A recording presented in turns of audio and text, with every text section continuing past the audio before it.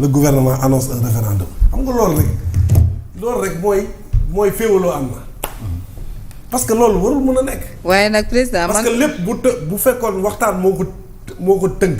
waaw exécutif bi ak ñoom li ñu bëgg mën nañ ko waxtaanee d'autant plus que nee nga am na point yu bëri ñu ngi fee ñu ngi fii donc li changé fondamentalement loolu waroon nañ ko mën a waxtaanee su fekkee tout le monde est animé par l'esprit de bien faire mais malheureusement c'est des léegi c'est une bataille qui est transposée. waaw transposé mais président man sama question day doon président gouvernement bi dañuy décider soumettre le texte adopté en référendum. loolu bu ñu ko déggee ça veut dire que ne le président daf koy yóbbu ça veut dire que ne moom il est d'accord. ci texte il est d'accord ci texte yi nga xamante ne moom la ñu voté tey à l'Assemblée nationale et il est appelé à dire oui. non defal naa il a xam nga. non yéen a ngi may dégg li may yéen a ngi dégg parce que le président xam nga ne président bu taxawee après bu ñu demee ci référendum ndax dina wax ne voté leen non wala voté leen oui il est appelé à dire oui. ou non son moo tax problème bi aussi tam man maa ngi commencé di rejoindre Cheikh Tidiane Kane. parce que xam nga problème bi xam nga problème bi tey mooy. si mooy ñoom li ñu wax. Sonko l'a dit j'ai écouté El Malick aussi dire ça.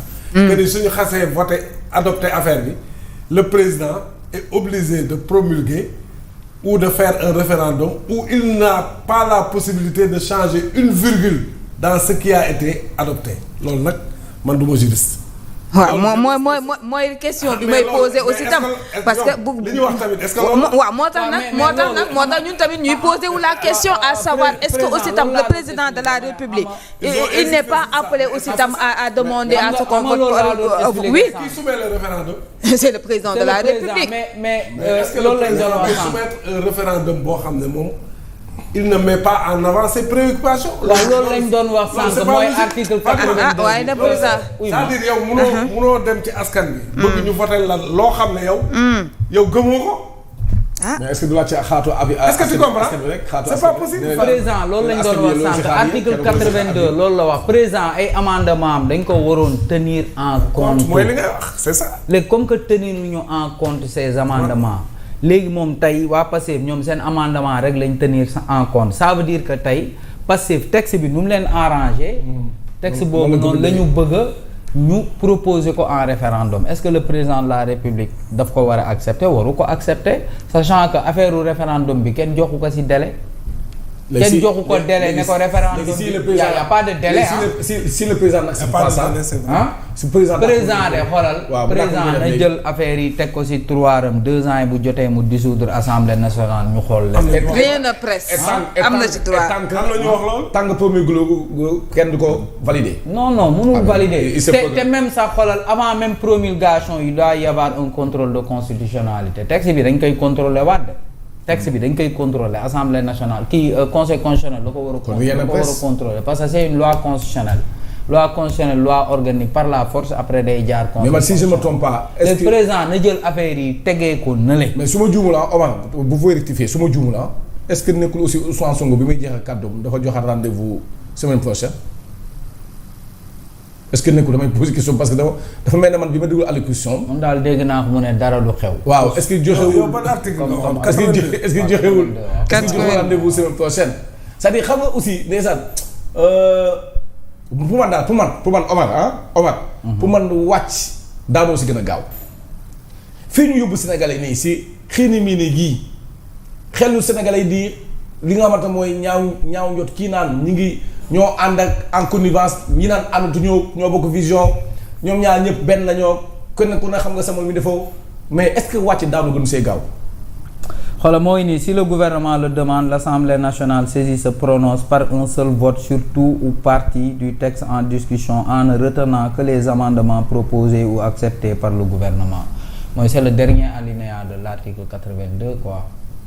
mooy constitution de 2001 constitution boobu sax moo nekk moo nekk en vigueur. c'est la partie financière. parce que aussi le vote doit être accompagné su fekkee ni dafay indi ay modifications yoo xam ne. le ministre de la justice l'a précisé d'ailleurs. su fekkee day indi ay modifications yoo xam ne ça entraîne des incidences financière. waaw il faut que loolu tamit mu am mesure d'accompagnement. c'est assemblée te loolu waaw.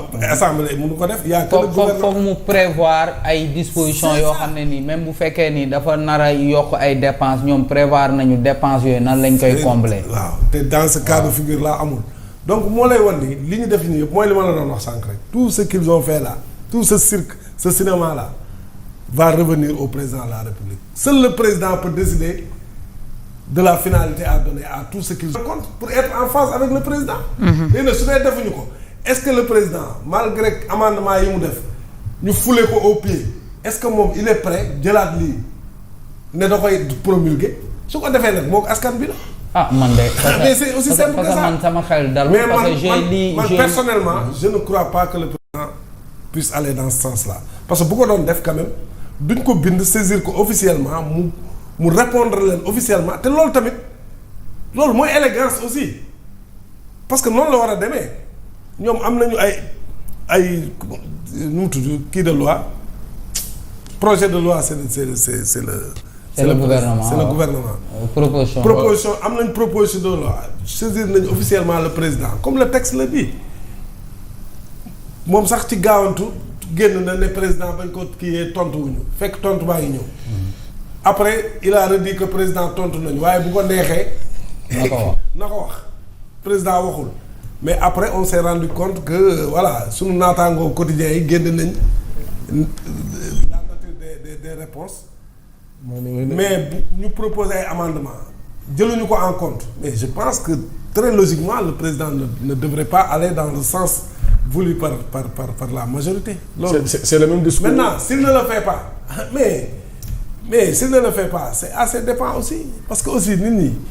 voilà lui c'est le président c'est le président te li ñuy def nii moom lay wàññi voilà les gens l'ont dépouillé c'est ça la vérité. dañ si wax mais moom lay wàññi ay prérogatives am lañ attaqué ne ko désormais poste civil yi dootoo ko nommé maanaam doo nommé directeur poste militaire yi lañ la bàyyi. kese.